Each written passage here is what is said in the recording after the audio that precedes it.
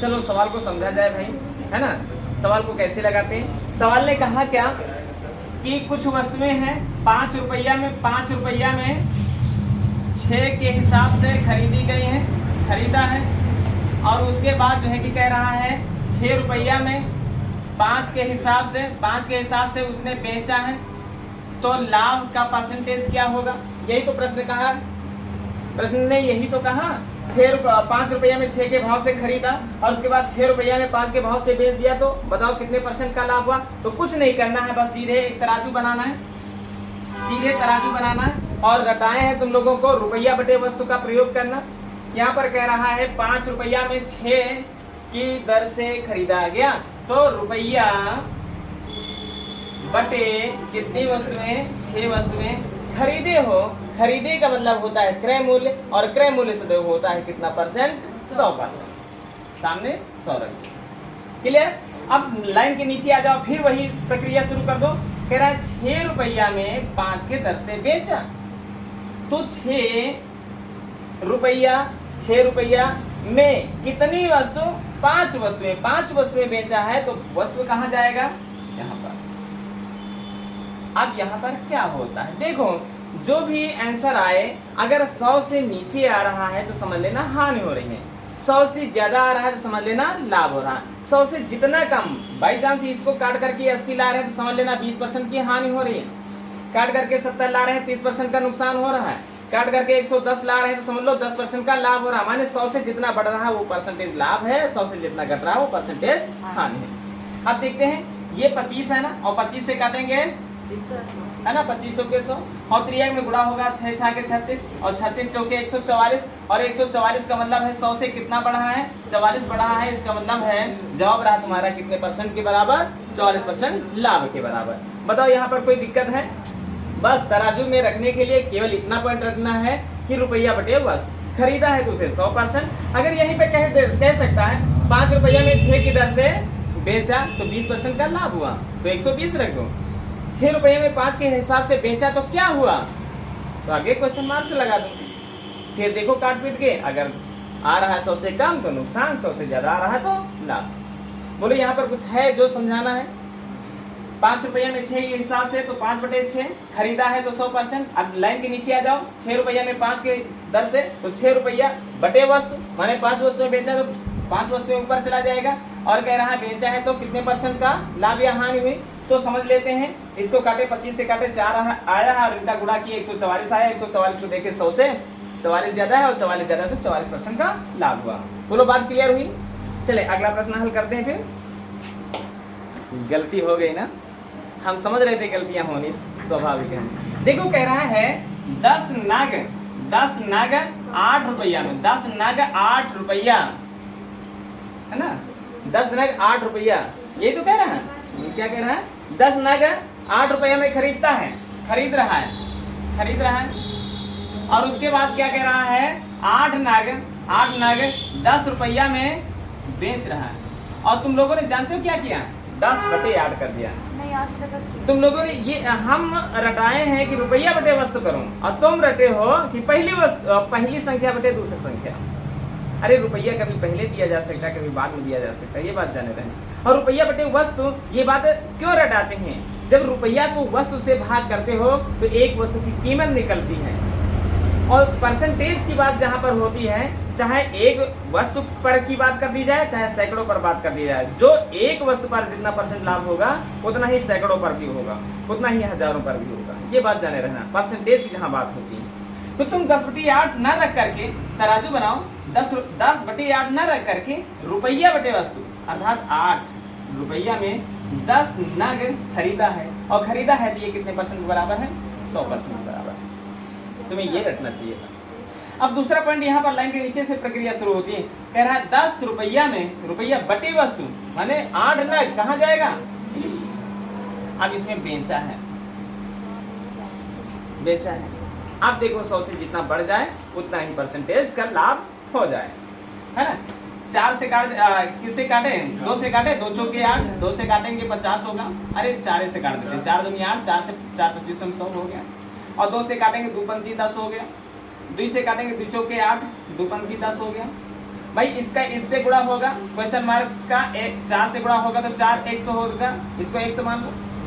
50 25 25 625 हो जाएगा, है ना। और 4 गुणे का है, ये जाएगा इधर भाग का हो जाएगा, भाग करो भाई। 4 एक कम 4, बचा क्या 2 हो गया भाई, 4 पंचे 20, बचा क्या 2 2 25 हो गया, 4 छंग 24, बचा क्या 1 दशमलव लगाओ 0 बढ़ाओ हो गया 10, है ना। 4 दूनी 8 बचा 2 20 हो जाएगा, 4 पंचे 20, माने 156.25। 156 का मतलब है 100 से कितना बढ़ रहा है, 56.25 बढ़ रहा है, और यही तुम्हारा जवाब होगा। बात क्लियर है, कुछ भी नहीं करना था, बस हम रटाए हैं जो कि रुपया बटे वस्तु। ऐसा ही अगर तराजू पर तौलते हैं तो कोई भी क्वेश्चन गलत होने वाला नहीं है, ये बात जाने रहना। बोलो जहां पर ना समझ में आया हो तो तुरंत दोबारा बताया जाए। लग जाएंगे सवाल, अगर लग जाएंगे तो फिर अगला प्रश्न लगाते हैं। चलें सवाल पर ध्यान दिया जाए। अब हम क्वेश्चन को लिखेंगे नहीं, सीधे तराजू पर तौले, तराजू बनाए, है ना। सवाल ने कहा क्या, 25 रुपया में 20 के भाव से खरीदा गया है, ये तो कह रहा है 25 रुपया में 20 के भाव से खरीदा गया है, तो 25 रुपया में 20 के भाव से खरीदा गया हमारे क्रय मूल्य है। क्रय मूल्य का मतलब 100%। बात क्लियर हुई। अब क्वेश्चन क्या कह रहा है, कह रहा है 18 रुपये में 15 के भाव से बेचता है, तो नीचे लाइन के नीचे आ जाते हैं। 18 रुपया में 15, 18 रुपये में 15 कहाँ जाएगा, यहाँ पर आ जाएगा, है ना। 18 रुपये में 15 के भाव से क्या किया है, बेचा। बेचा मतलब है क्वेश्चन मार्क। अब यहीं पर अगर 100 से घटा हुआ आए तो हानि समझ लेना, 100 से बढ़ा हुआ आए तो लाभ समझ लेना। अब 25 के सामने 100 है तो 25 चौके 100, है ना। और यहाँ पर 3 से काट दो, 3 25 15, तो 3 से काटोगे 3 6 18, और 5 से काटोगे 5 चौके 20, है ना। अब देखो क्या हुआ है, कुछ तो है नहीं। अब त्रियक में गुणा ही होगा ऐसे, है ना। 6 चौके 24 और 24 चौके 96। 96 देखो क्या है, 100 से कम है। 100 से कम है तो कितना कम है, 4 कम है, और 4 कम है तो 4% का नुकसान हुआ। ये बात ध्यान में रखना, 4 आ जाएगा, लेकिन ऑप्शन में कभी रहता है 4% का नुकसान 4% का लाभ, तो ध्यान दे लेना। ये 100 से कम है, कम का मतलब है नुकसान, तो 4% लाभ पर नहीं टिक करना, 4% हानि में सही करनी है। बात क्लियर हुई। कहाँ पे नहीं काट पा रही थी मुनका है। चलो अब आ गया, चलो अगला प्रश्न हल करते हैं। चले भाई प्रश्न को ध्यान से देखें। कह रहा है 100 संतरे 350 रुपया खरीदे गए, यही तो बात है। तराजू बना रहे हैं, 100 संतरे 350 रुपया में, तो इसका मतलब 350 रुपया है, तो 350 रुपया में क्या 100 संतरे खरीदे गए। खरीदे माने 100% के बराबर है। बोलो कोई दिक्कत यहाँ पर, ये बात को रटो, ये ना रटो कि पहली संख्या बटे दूसरी संख्या, ये ना रटो, रुपया बटे वस्तु। हमने कहा 100 संतरे 350 रुपया में, जिसका मतलब है रुपया कौन है, 100 है कि 350, 350, 350 बटे 100 रुपये में खरीदा गया, 100% बराबर। दूसरा पॉइंट यहाँ पर देखें, सवाल कह रहा है 48 रुपया प्रति दर्जन। दर्जन का मतलब होता है 12। 48 रुपये में 12 बेचा गया, तो 48 क्या है, रुपया है ना। लाइन के नीचे आ जाते हैं, 48 क्या है, रुपया है। 48 रुपया प्रति दर्जन, दर्जन माने 12 वस्तुएं। 12 वस्तुएं कहाँ जाएगा, ऊपर जाएगा। इसमें बेचा गया है, बस 12 से काटोगे 5 चौक 48, 0 से 0 को काट दोगे, 5 से काटोगे 5 से 35, 5 से काटोगे 3। देखो इसका इससे गुणा होगा भाई, ये x है, x का 7 से गुणा तो 7x हो जाएगा, और इधर 2 चौके 8 का 100 से गुणा होगा 800 होगा। क्लियर है, 800 होगा, ये बात क्लियर है।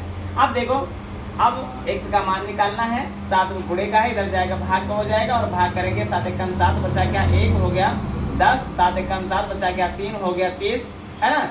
7 चौका 28 बचा क्या 2, ऊपर रख देते हैं, 7 से भाग कर रहे हैं। 114 सही 2/7, माने 100 से कितना बढ़ा है, 14 सही 2/7, और बढ़ा है तो इसका मतलब है कि लाभ हुआ है। लाभ हुआ कितना परसेंट हुआ है, 14 सही 2/7%।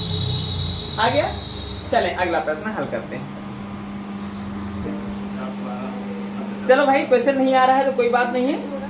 देखें, कह रहा है 3 रुपया में 7 संतरे खरीदे जाते हैं। तराजू बनाए, है ना। 3 रुपया में 7 संतरे, सवाल पर ध्यान दिया जाए। 3 रुपया में 7 संतरे, ये तो कह रहा है, तो 3 रुपया बटे वस्तु में खरीदा गया है। कोई दिक्कत?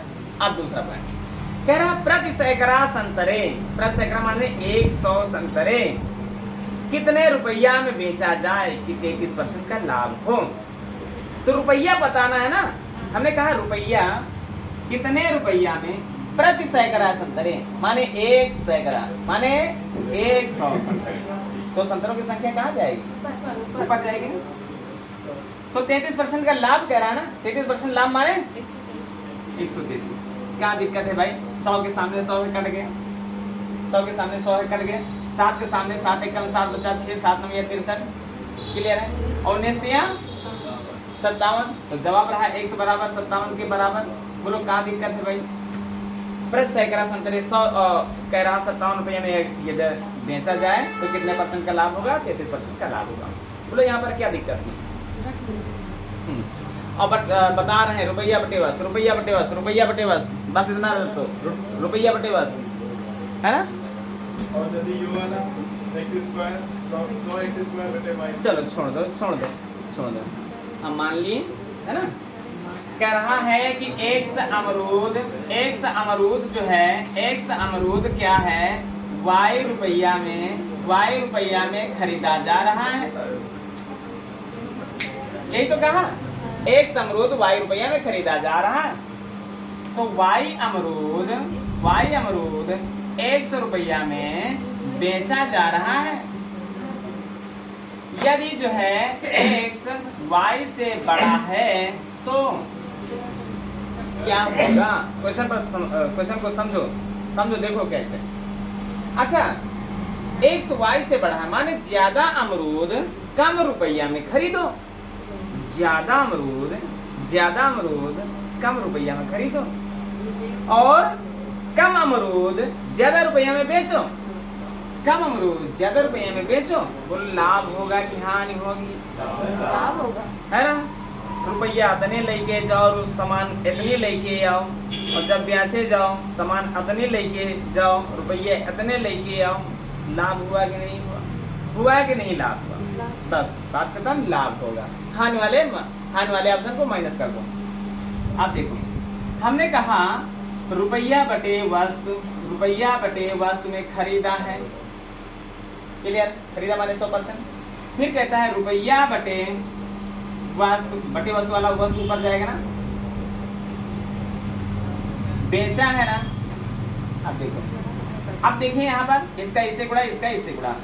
देखो ये y का y से गुणा होगा y स्क्वायर का खाली स्थान से गुणा होगा या क्वेश्चन मार्क से गुणा होगा, तो y square into question mark बराबर x स्क्वायर का 100 से गुणा होगा तो 100 x स्क्वायर होगा या नहीं होगा?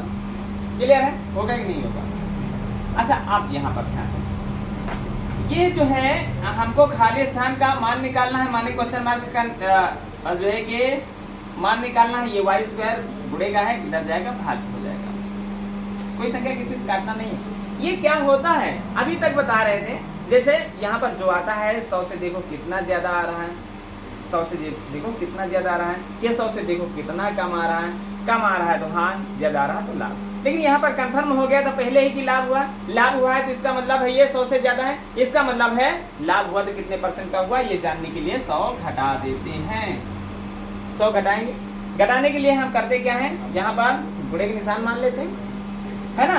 100 x स्क्वायर है, देखो 100 x स्क्वायर है, ये माइनस का निशान है, और इसका गुणा होगा तो 100 y स्क्वायर होगा, 100 y स्क्वायर होगा, और बटे में क्या करते हैं, बटे में y स्क्वायर कर देते हैं, है ना।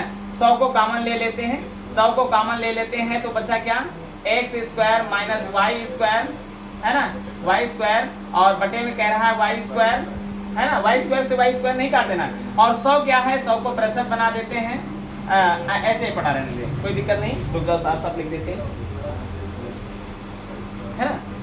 100 x स्क्वायर माइनस 100 को कॉमन लेते हैं, 100 को कॉमन लेते हैं तो x स्क्वायर बचा, और 100 यहाँ पर उठाए तो y स्क्वायर बचा, और बटे में क्या करते हैं, बटे में y कर देते हैं, स्क्वायर कर देते हैं, और यही परसेंटेज क्या है, यही परसेंटेज क्या है तुम्हारा, है ना, यही परसेंटेज क्या है तुम्हारा, लाभ होता है।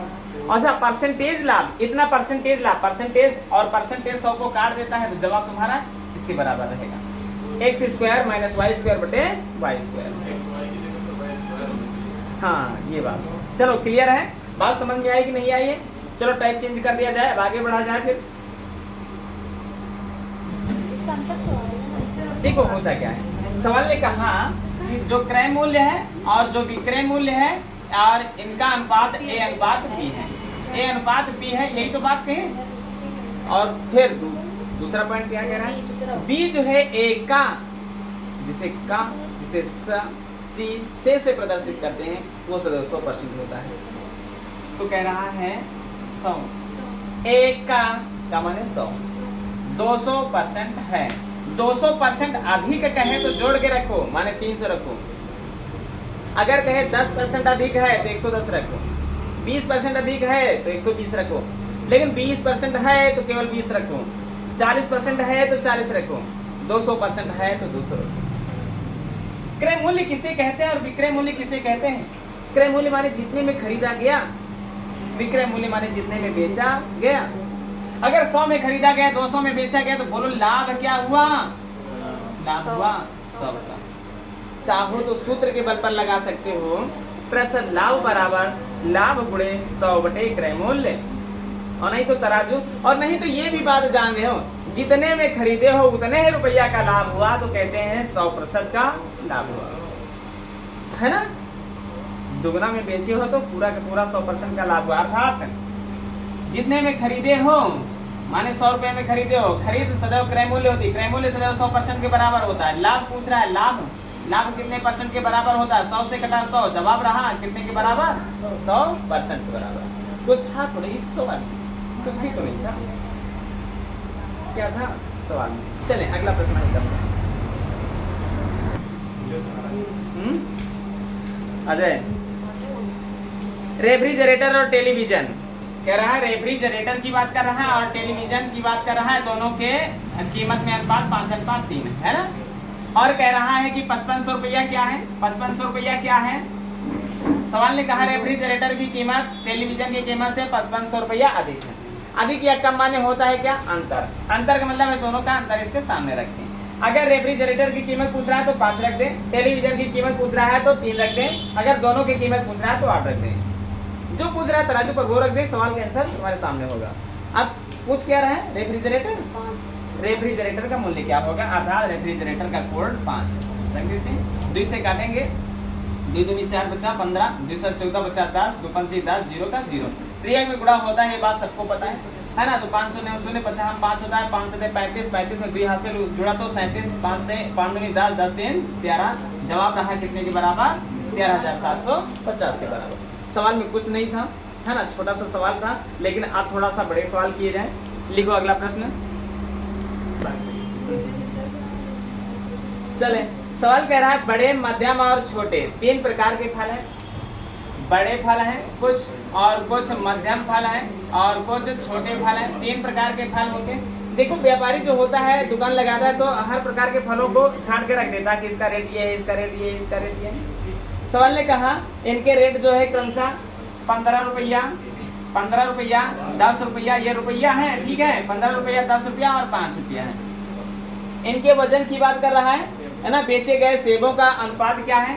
सेबों का जो अनुपात है वो क्या क्या है? 3:2:5। माने 3 सेब चाहे कह लो, अगर 3 सेब यहाँ कहोगे, 2 सेब यहाँ, 5 सेब यहाँ कहोगे, कुल मिला के 10 सेब। या हम ऐसे कह लेते हैं कि 3 किलोग्राम, 2 किलोग्राम, है ना? 5 किलोग्राम तो 10 किलोग्राम। बात समझ में आई?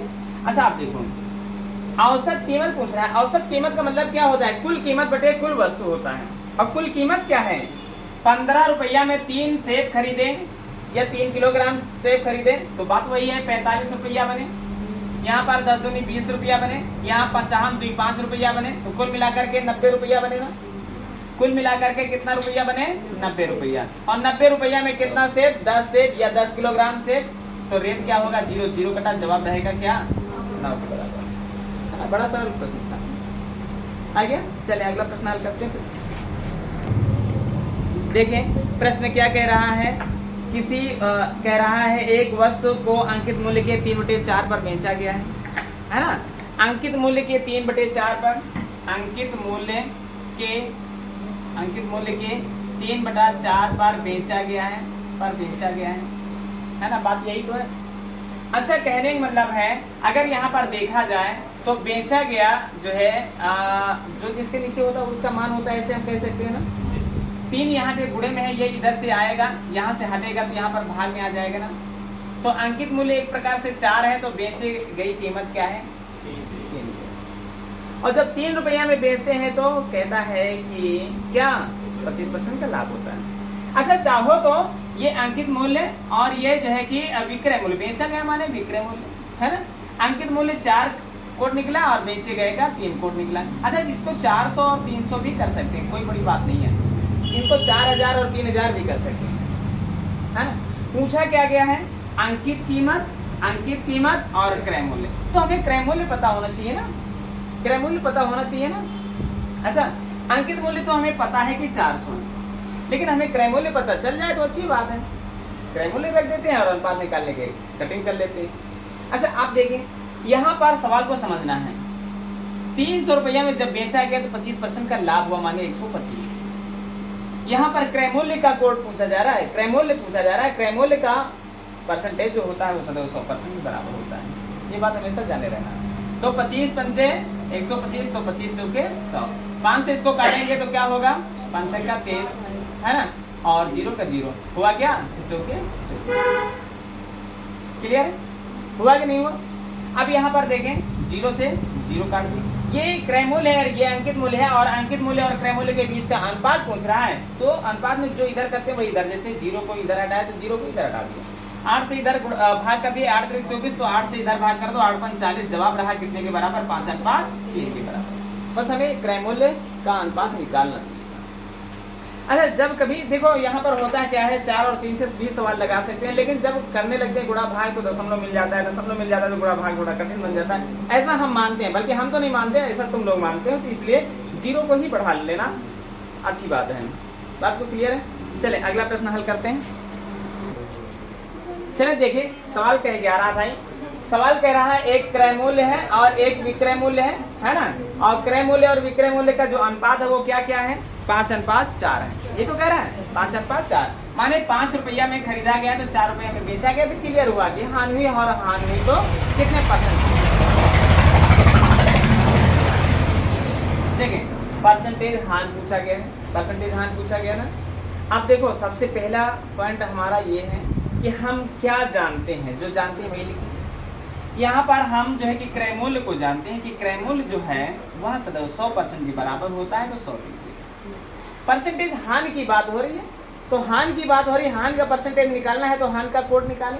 5 में खरीद करके 4 में बेच रहे, बोलो हानि 1 रुपया की, तो 1 रुपया रख देते हैं, यही परसेंटेज। अब 5 के सामने ये है 100, तो काट दे देते हैं, और 3 में गुणा होगा तो 20 का 1 से गुणा होगा तो जवाब 20% होगा। जवाब रहा 20% नुकसान। ये सवाल तो बड़ा सरल था भाई, है ना। अगला प्रश्न हल करते हैं। देखिए, विक्रय मूल्य क्रय मूल्य का 8/5 गुना है, ये बात जान रहे हम। और कह रहा है वहां पर क्वेश्चन में कह रहा है लाभ परसेंटेज बताओ। लाभ परसेंटेज तो क्लियर कर रहा है ना कि 5 में खरीद करके 8 में बेचा गया, तो बोलो 3 रुपये का लाभ हुआ ना। होगी बात, क्या दिक्कत है? बात को समझो नहीं समझो, है ना। 5 रुपए में खरीद करके 8 रुपये में बेचा गया, बात को समझ लो यहीं पर, तब तो लाभ होगा। नहीं तो 8 में खरीद करके तुम 5 में बेचो, देखे लाभ कमा लेते हो, नहीं कमा पाओगे। इसका मतलब 5 में खरीदे हो, 8 में बेचे हो, 3 रुपये का लाभ हुआ। तो जितने में खरीदे हो उसे क्रय मूल्य कहोगे ना। क्रय मूल्य 100% होता है ना।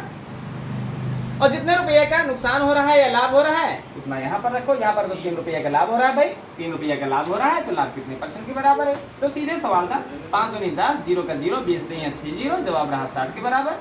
चलो, क्या दिक्कत है? आ गया? चले अगला प्रश्न। तुम लोगों को आ गया था, ये इनका नहीं आया था।